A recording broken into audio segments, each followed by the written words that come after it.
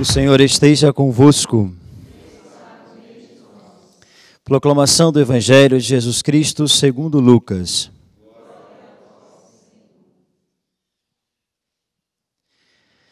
Naquele tempo, Jesus desceu de Cafarnaum, cidade da Galileia, e aí ensinava ao sábado.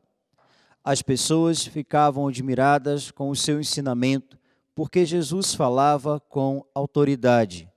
Na sinagoga havia um homem possuído pelo espírito de um demônio impuro, que gritou em alta voz: "Que queres de nós, Jesus Nazareno? Viestes para nos destruir? Eu sei quem tu és o Santo de Deus." Jesus o ameaçou dizendo: "Cala-te e sai dele." Então o demônio lançou o homem no chão, saiu dele e não lhe fez mal nenhum. O espanto se apossou de todos e eles comentavam entre si: "Que palavra é essa? Ele manda nos espíritos impuros com autoridade e poder, e eles saem." E a fama de Jesus se espalhava em todos os lugares da redondeza. Palavra da salvação.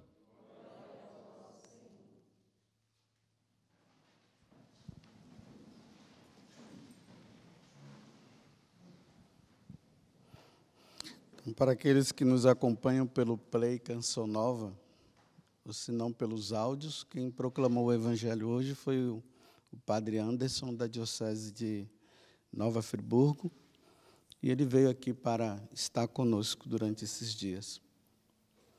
Voltemos agora ao Evangelho. Ontem, Jesus ele entrou na sinagoga de Nazaré. Ele se apresentou dizendo que tudo que estava escrito no Antigo Testamento, em especial no livro do profeta Isaías, que foi o livro que ele leu, que ele proclamou, tudo aquilo se realizava na pessoa dele. Ele disse: "Hoje se conclui esse oráculo que vós acabais de ouvir." E qual foi o oráculo? "O Espírito do Senhor repousa sobre mim", e assim ele foi falando essa passagem. O povo de Nazaré, porque eles tinham visto Jesus crescendo na cidade, eles passaram a não acreditar, tanto que eles começaram a colocar umas certas perguntas, né? Mas como pode? Ele não é o filho do carpinteiro? Ele não conviveu aqui conosco? Como é que agora ele está falando isso?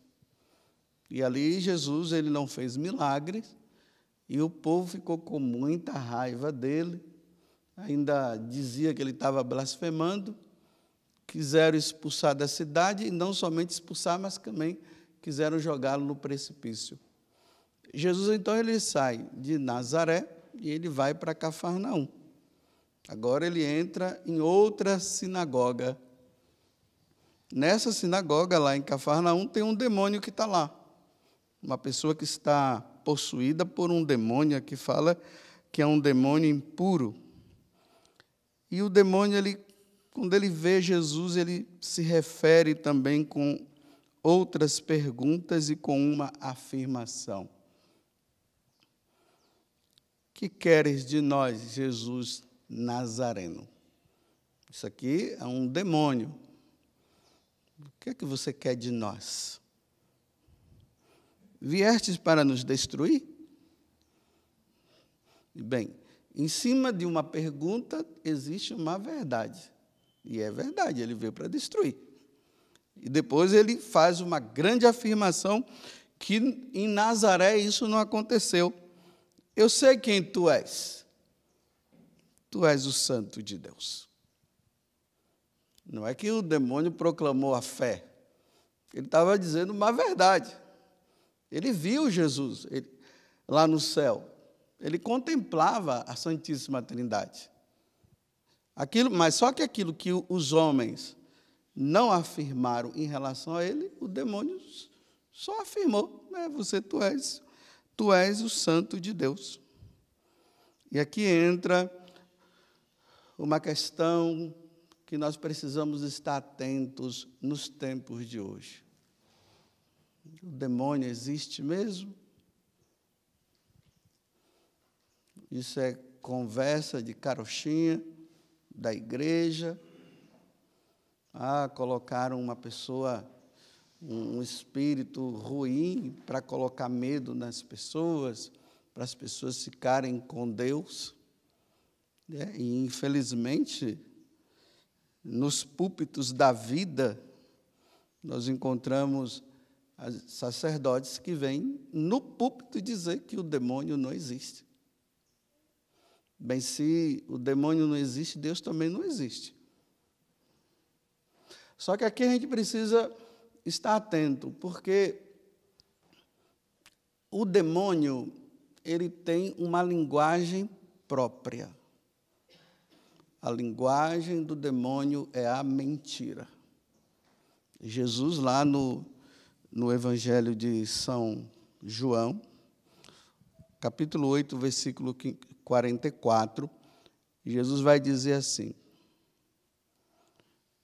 que o demônio, ele fala do que lhe é próprio.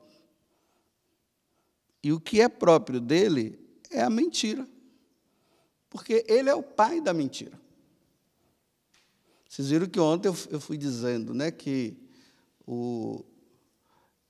essa linguagem de se dizer que Deus não existe, ela foi entrando nas grandes instituições. A igreja, que não deveria, porque às vezes tem pessoas que usam determinadas mentiras por aí, né? Então, na igreja, na família e na escola. Então, o demônio ele tem se utilizado dessa linguagem mentirosa para fazer as pessoas a crerem que Deus realmente não existe.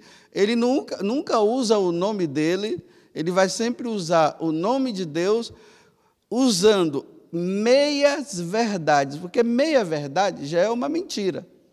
E, além da meia verdade, ele usa da própria mentira. Vamos lá no paraíso.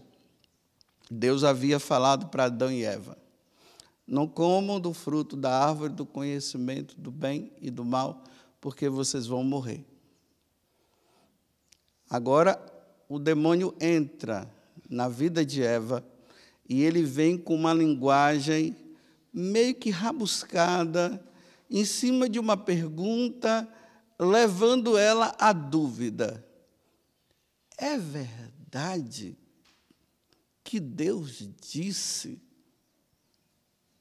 Está vendo? É verdade que Deus falou isso? Sim. Aí Eva, é verdade, sim. Ele, não, sabe por quê? Ele falou isso, sabe? Porque se vocês comerem desse fruto, vocês vão ser como deuses. Olha a mentira. Vocês vão ser como ele. Aí Eva vai e pega da mentira dele e usa isso como uma verdade e vai lá, come do fruto. E aí como é que ficou tudo? O pecado entrou no mundo e agora nós nos deparamos com essa questão de que nós vamos morrer mesmo um dia. E agora nós temos que lutar para viver a santidade, temos que lutar para não mentir, para nós ganharmos o reino dos céus. Agora veja, vou falar aqui de forma mais prática, para vocês entenderem como é que o demônio vai nos levando a nos afastar de Deus, porque a missão dele é essa, ele quer nos levar a nos afastar de Deus para nós não ganharmos a vida eterna. Uma das primeiras linguagens que ele vai usar é essa: Deus não existe. Essa é a linguagem que tem entrado nas escolas, nas faculdades da vida. Os professores lá estão dizendo: Deus não existe, não. Os alunos, os católicos, ficam assim, aí eles começam a usar de um monte de argumento, aí chegam em casa dizendo que Deus não existe, e por causa disso, eles não vão mais na missa e não querem mais saber de coisas. não quer mais saber das coisas de Deus. Mas ele pode usar de uma outra linguagem para que nós possamos também chegar a não acreditar na existência de Deus. Ele pode usar da seguinte fórmula: se Deus é bom, como é que Ele permite tanto mal no mundo? Olha a perguntinha. Ele não está dizendo que Deus não existe. Ele está dizendo, se Deus é bom, se Deus existe, está vendo? Então, como é que Ele pode permitir tanta maldade no mundo? Aí, a partir dessa afirmação, em cima de uma negaçãozinha, a pessoa já fica com dúvida e passa a não acreditar mais em Deus também. Ou se não, se revolta. Continua até crendo em Deus, mas se revolta. É verdade, se Deus é bom, por que Ele fica fazendo mal? Ele não deveria ser melhor? Por que Ele permite tanto mal no mundo? E aí as pessoas vão se afastando. Quer ver outra? Deus te quer feliz. Aí está lá a mulher ou o homem, eles casaram certinhos na igreja, né? Mas os dois começaram a brigar, começou a ter várias situações, eles começam a querer se deixar. Aí depois a pessoa fica lá, largo ou não largo. Aí vem os secretários e vão dizer o que para a pessoa? Deus te quer feliz. Você está gostando de uma outra pessoa? Estou, então. Deus te quer feliz. Fica com o outro, larga esse daí mesmo. Fica com a outra, larga. Está vendo? Deus te quer feliz. Mas que felicidade é que Deus quer para nós? Nós seremos felizes quando nós formos fiéis aos mandamentos, quando nós formos fiéis ao que Deus nos pede, quando nós formos fiéis aos sacramentos. Não uma felicidade própria minha, dentro de uma desobediência que está por trás. Quer ver outra linguagem do demônio? Para te afastar de Deus, para me afastar? Deus é misericordioso. Ele jamais te condenará. Então, continue no pecado, rapaz. Continue fazendo essas coisas. Deus é bom. Está vendo? Deus é bom. Deus é misericordioso. Ele não vai te condenar, não. Então, a pessoa continua. Quanta gente está dizendo isso? Não, fica tranquilo. Deus é misericordioso. E nisso as pessoas vão se afastando e vão deixando Deus de lado. Tem uma história que conta, né? Que tinha um rapaz que levava uma vida muito errada. Muito errada. E ele não queria saber de mudar. Um dia um amigo dele foi visitá-lo. E o amigo dele levava uma vida santa. E aí ele ouvindo o amigo dele, o amigo mandando, recomendando ele a sair daquela vida. E ele, não, eu sou feliz assim, não, está muito bom dessa forma e tal. Aí o amigo se despediu dele e foi embora. De repente, na hora que ele estava caminhando, ele se lembrou, nossa, esqueci, parece que uns livros lá, vou pegar os livros. Quando ele voltou, bateu na porta. Ninguém abriu, ninguém apareceu. Aí ele foi, a porta estava só encostada ali, né? Aí ele entrou, quando olhou, o cara estava morto lá. 15 minutos depois, o cara estava morto. Aí o demônio usa aquela mentira, né? Deixa para depois, rapaz. No final, você se arrepende. Fica, vai levando a vida assim. Tá vendo? Ele não está dizendo que Deus não existe. Ele está dizendo que Deus existe. Mas, olha, no último momento você se arrepende. Continue nessa vida errada aí. Olha, esse rapaz, ele iria saber que no último momento ia pegá-lo de surpresa. Que caiu foi morte fulminante. Deixa para depois, no último momento. A outra mentira de Satanás. O inferno não existe, não. Não existe o inferno. Bem, se não existe o inferno, Kleber, então para que lutar contra o pecado? Para quê? Para que as virtudes? Não precisa. O inferno não existe. Deus não vai condenar ninguém. E você acha, olha só, você acha que Deus, sendo bom, Ele vai criar o inferno para os seus filhos que Ele tanto ama? Não, o inferno não existe.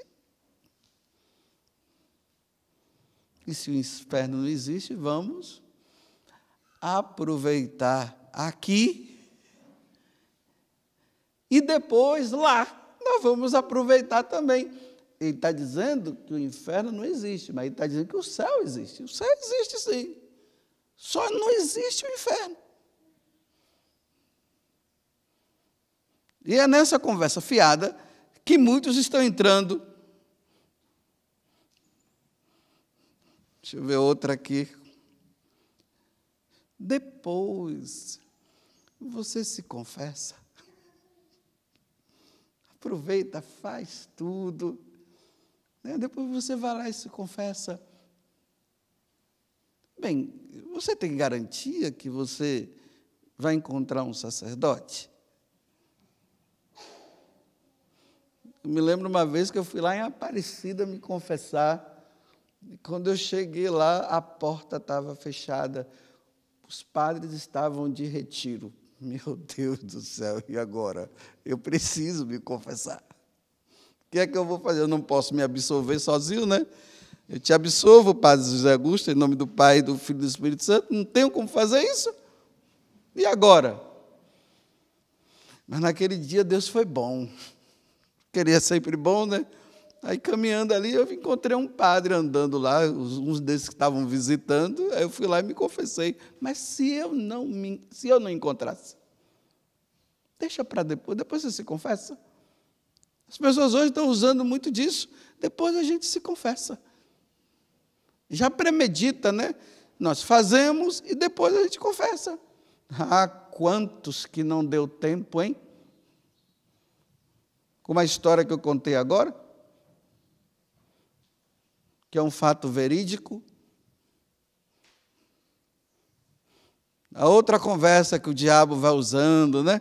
Está vendo? Ele está sempre por trás. Ele sopra no ouvido, mas ele não se identifica. Ele só diz, aí a gente fica com aquela ideia de que realmente vai dar tudo certo.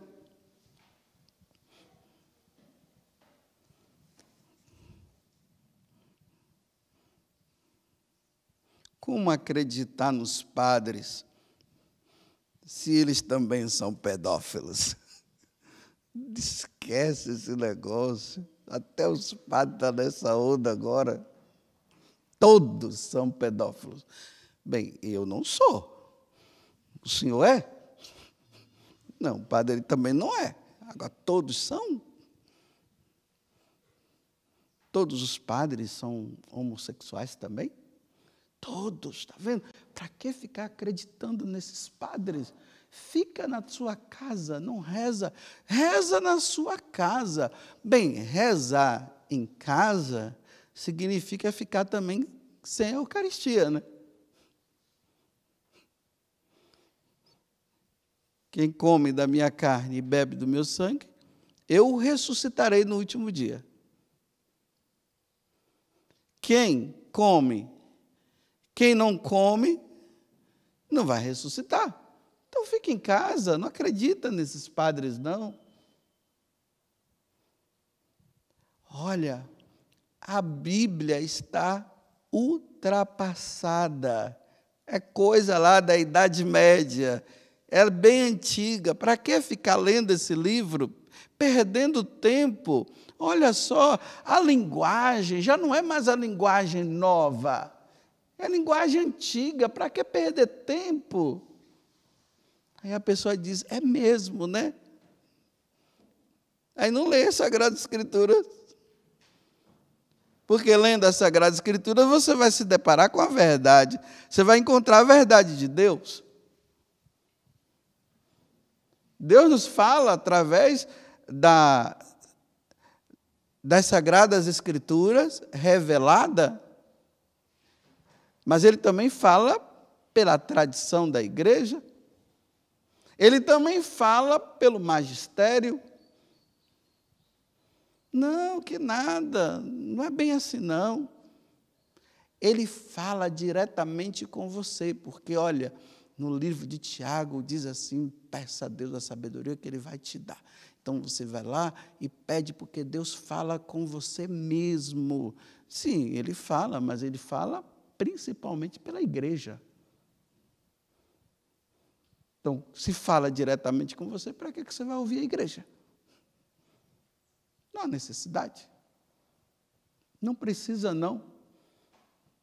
Tudo para tirar de Deus. Vocês percebem como é que o demônio, ele usa da linguagem dele. A linguagem do demônio é a mentira. Ele só não mente para Deus. Por que ele não mente para Deus? Porque quem é que vai mentir diante de Deus? Nós é que somos bobos, não temos uma inteligência daquela bem perfeita, aí ele consegue nos enganar. Você vê que diante de Jesus, o que foi que ele falou? Tu és o santo de Deus? Ele falou que não era? Porque ele é o santo de Deus mesmo. Mas para nós ele vai mentindo, ele vai enganando. Eu vou deixar uma perguntinha para você no dia de hoje. Aonde é que Satanás está te enganando? Aonde? Porque ele não tem outro método a não ser a mentira. Ele não vai usar da verdade. E quando ele usa a verdade, ele joga uma dúvida para você acreditar na dúvida e ficar na dúvida, e depois você sai do outro. Sai pela direita, não, é sempre pela esquerda. Com ele não se sai pela direita. Sai pela esquerda. Aonde ele está te enganando? Ele está usando até as próprias verdades da igreja para colocar você contra as verdades da igreja também. Aí joga uma coisa em cima da verdade e mostra outra coisa para você ficar na dúvida. Você crê realmente na igreja católica que você proclama na sua fé?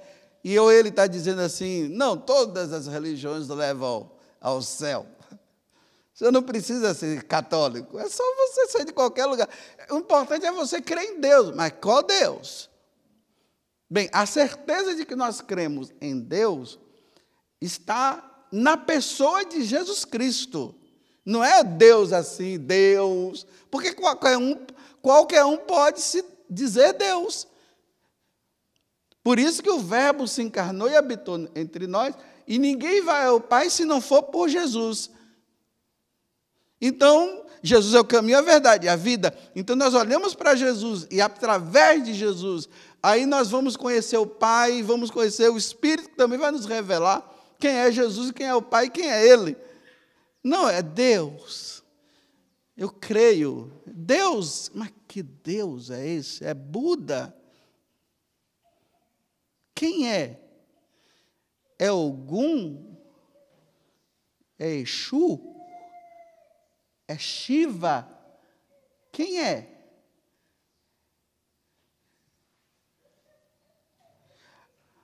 A outra mentira de Satanás. Você já observou que depois que você passou a segui-lo, as coisas estão tudo indo errado na sua vida?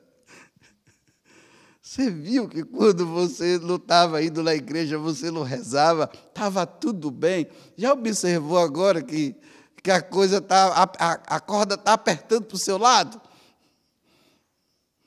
É mesmo, a pessoa diz, é mesmo. Então, o então aqui ele está jogando para dizer o quê? Para de seguir, você vai ver, vai tudo voltar, vai tudo ficar bom na sua vida de novo. Mas no livro do Eclesiástico diz, né? Prepara a tua alma para a provação. Né? Em algum momento Deus disse que seguindo nós íamos ter vida boa? Não, ele disse, não, vocês serão tirados da sinagoga, vocês serão levados lá nos tribunais. Não, mas você viu que quando você nem estava atrás dele, estava tudo bem. Você se lembra a paz que você sentia? Agora, olha.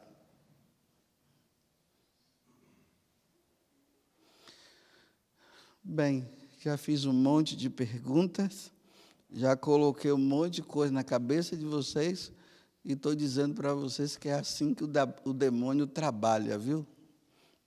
A Igreja Católica é idólatra, está vendo? Você viu que tem um monte de imagens lá? É mesmo, cara. Tudo cheio de imagens. Você viu que Deus condena as imagens? Mas Ele não fala a verdade. Uma coisa é a imagem de Júpiter, de Vênus. Outra coisa é você ter uma imagem de Jesus crucificado, que vai te levar a enxergar como foi que ele foi crucificado. Porque a gente precisa de imagens para relembrar as coisas também, né? Então, está lá, a gente olha para a imagem. Foi assim? Olha como a igreja catequizava os ignorantes, aqueles que não sabiam ler no passado, né? Então, colocava lá a imagem de Jesus crucificado. Eu me lembro quando era pequenininho, lá na igreja, né, da minha cidade, a igreja de São Sebastião, aí minha mãe foi me levando assim, aí tinha uma imagem de Jesus crucificado grande. Eu disse assim para a mãe, mas, mãe, quem é ele? Aí minha mãe disse, é Jesus, representação de Jesus, meu filho. Mas por que, mãe, que ele está ali daquele jeito? Aí mãe disse, crucificaram o nosso Deus. Tira ele de lá, mãe. Tira ele de lá. Isso nunca mais saiu da minha cabeça. Nunca mais. Não, a igreja é idólatra.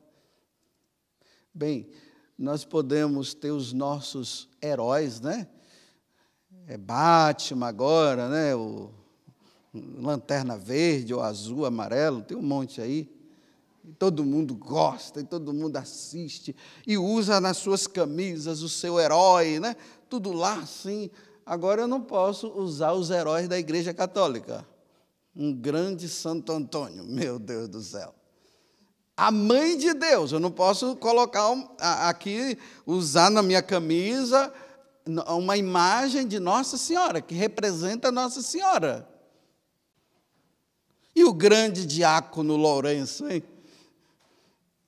Que além de estar morrendo assado, ainda faz gozação com aqueles homens, dizendo bem assim, vira para o outro lado. Esse cara é meu herói, é demais. Nem as brasas fizeram com que ele negasse Jesus Cristo. É meu herói, diácono São Lourenço. Esse cara é demais. E a Terezinha, né, que o pessoal acha que ela é mimosa, e não é mimosa em nada. Durona, lá naquele mosteiro, ficar lá dentro daquele mosteiro rezando pelos de fora e dando a vida na oração. É minha heroína, ela é demais. Agora, ela eu não posso, mas do Batman eu posso, né? Aí no aniversário dos seus filhos, você coloca lá Batman, você coloca o Lanterna Verde, coloca tudo. Agora, se num aniversário nós colocarmos, aí, Nossa Senhora, colocarmos os santos, aí é idolatria. Bem, se isso for idolatria, eu vou morrer idólatra. E lá do outro lado, eu quero ver se Deus vai me condenar por eu ter amado tanto a mãe dele, e amado aqueles homens que deram a vida por ele. E aí eu vou ver se eles estão no inferno ou não. Porque se realmente a idolatria, eles estão no inferno. E se eu olho para eles e coloco eles como exemplo para que eu possa caminhar em Deus, e eles estão no inferno, então eu vou para o inferno. Mas eu estou dizendo isso para vocês porque eu não vou. Eu vou ser feliz para sempre. Combate. É só para ver se vocês estavam acordados.